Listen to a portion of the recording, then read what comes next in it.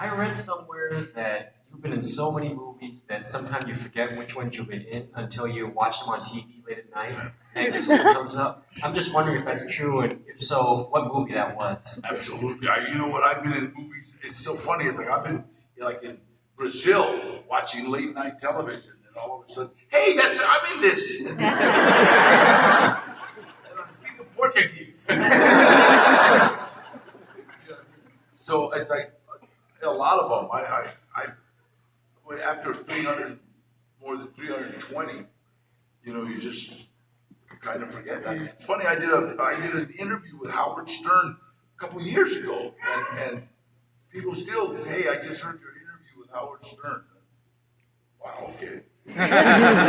So he's still prevalent. Yeah.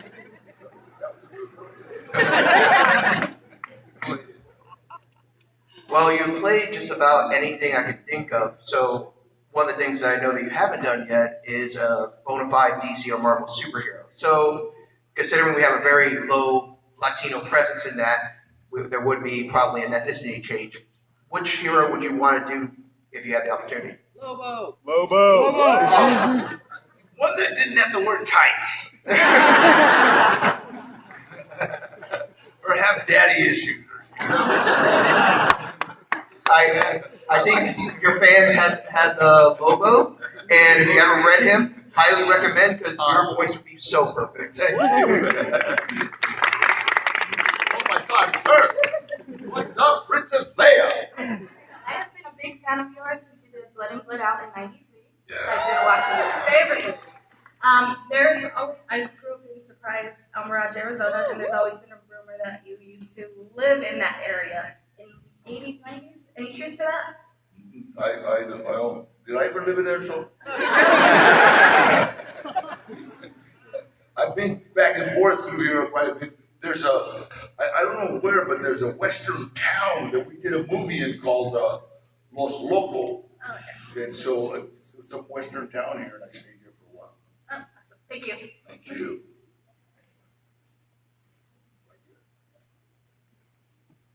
Hi, Mr. Trejo. Thank you for coming to Phoenix. Thank you more.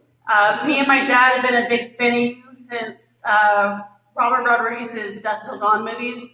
Yeah.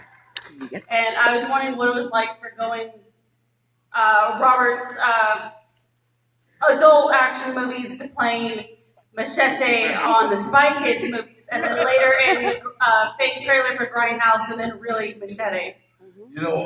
First of all, me and Robert talked about doing Machete when we were doing Desperado 20 years ago. He had this idea, that he wanted to do this. So it was his idea for years.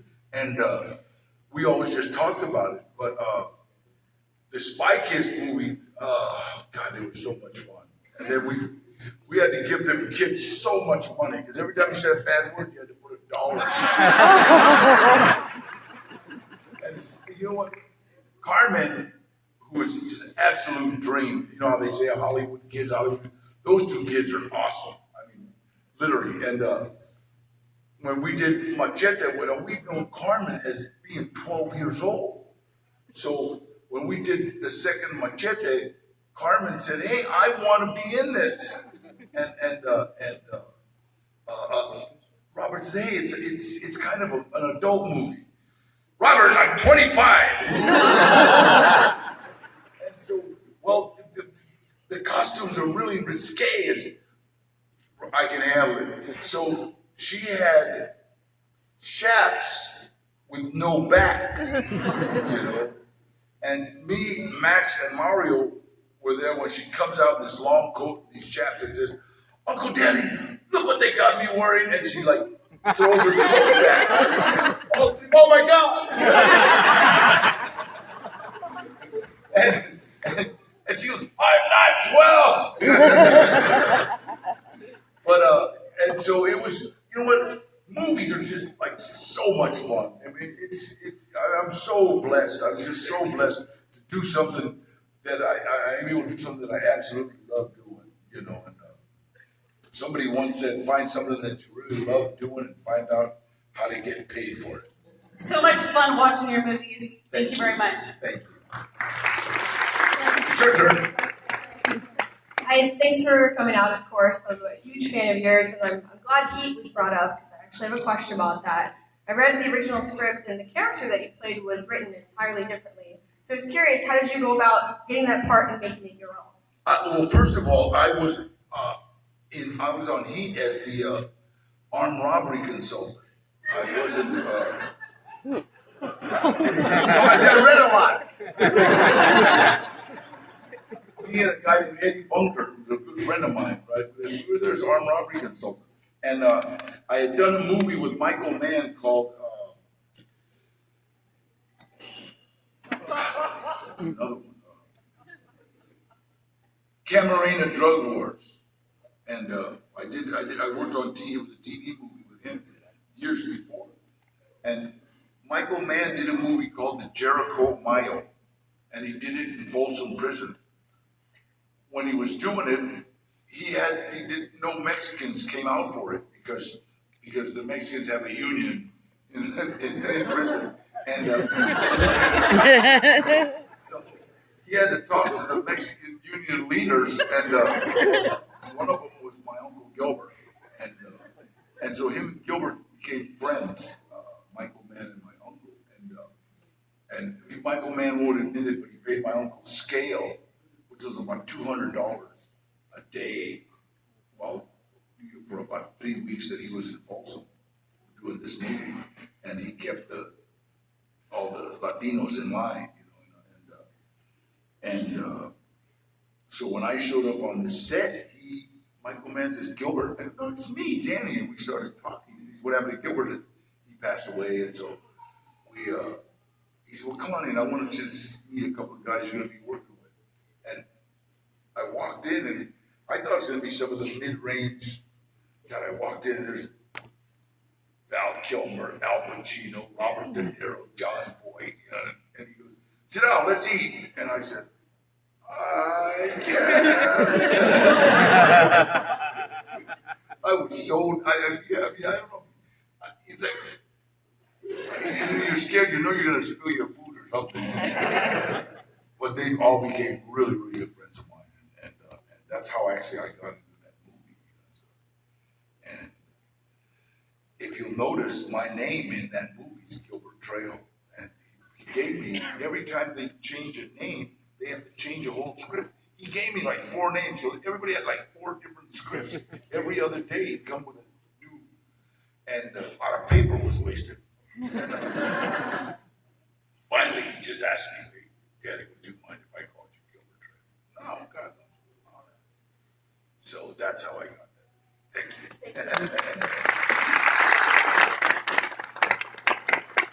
I admitted to my checkered past. Hello, Mr. Trejo. Thank you so much for being here. My husband says, "Olale." All right. I'm an aspiring business owner myself. I'm actually a burrito lady, and made some burritos this morning. So I'm on that hustle, and we're looking to get a food truck for our family. So just any words of encouragement that you have for young business owners out there? Just perseverance. Just do it. You know, get some good people around you. That's the main thing. And people that aren't out for themselves. Things just keep happening.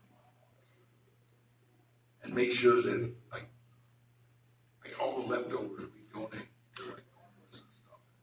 It seems to help.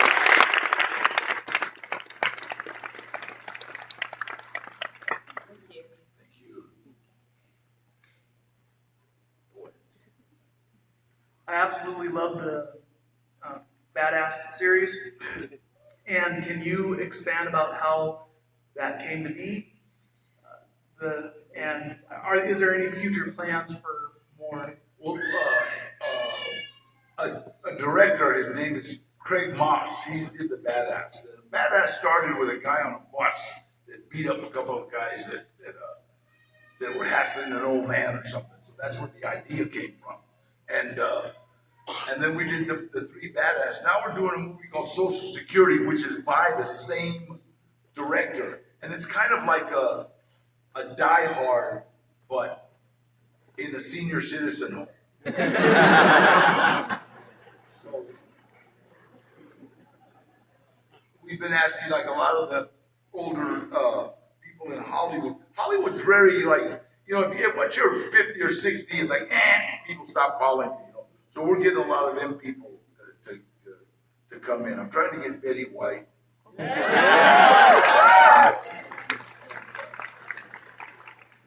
Betty White, and we got, I think, God, I always forget his name. Who's the guy you told me I play handball with? Wesley Snipes. I had a little tax problem and I didn't want to send the money in my savings. Look, let me give it to you in words you'll understand. If you don't send them this check, next week you'll be playing handball with Wesley Snipes.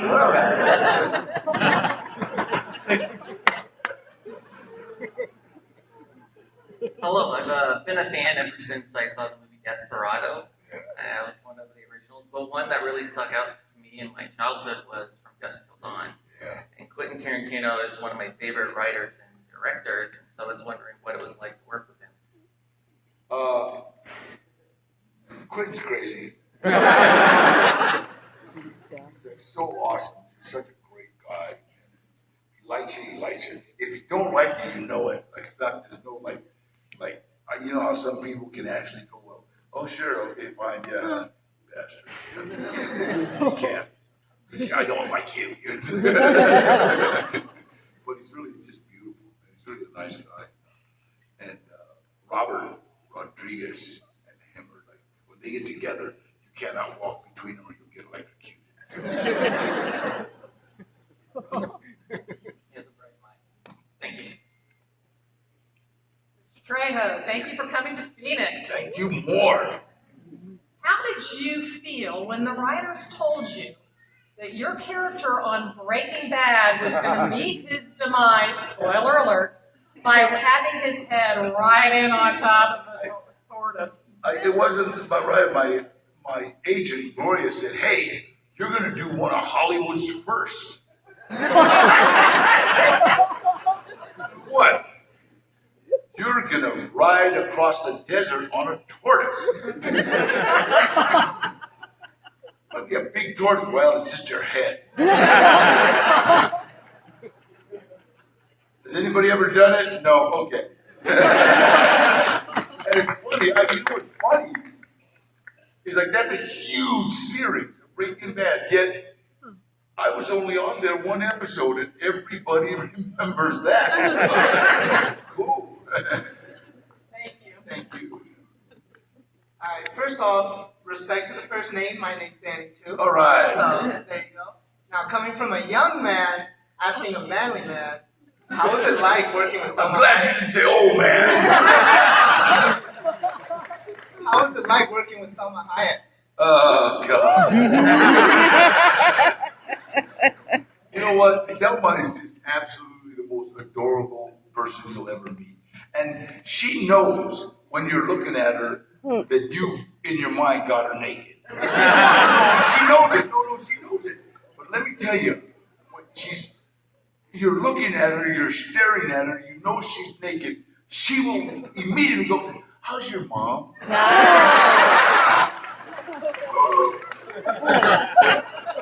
All of a sudden, see her naked with your mom's face. Ah! So she's like this arms immediately. She's unbelievably at it. And I'm going to tell you something. When you see From Dusk to Dawn, and you know when she's pouring wine down her leg and Quentin is licking it, you turn around and look at the audience. Everybody in the audience going.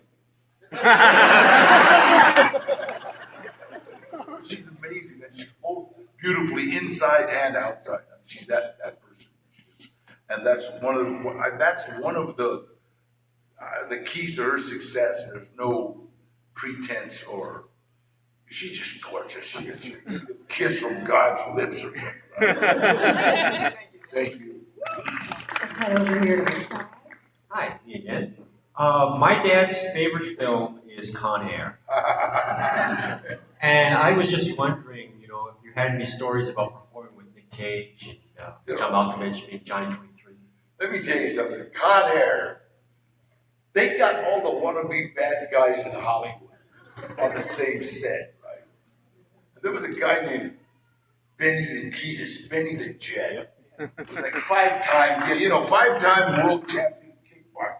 He'd kick you in the head, just knock it off, right? And every lunch, everybody, you gotta understand, this was like just all competition. If somebody would spit, somebody else would spit. It's a contest. Everything was a contest, right? And Benny wouldn't let me. He would always come grab me and pull me away. And I go, "What's wrong?" He said, "Hey, you don't play well with others. Come on, man. You're a bad sport." And we would go. They had actually built a dojo. We were going to be in the desert for so long. They put up this dojo where we would just work out, and people would come in to ask Benny, "Hey, can we spar a little?" And they were just doing it so they could say they sparred with Benny Urquidez, right? So he would say, "Okay, but sometimes I slip. I don't get mad if I let go." And, "Oh, never mind." But it was a lot of fun working on that film. It was like amazing. We would jog to the set. It was it was like just competition. Everything was competition. So I don't compete. So. Thank you.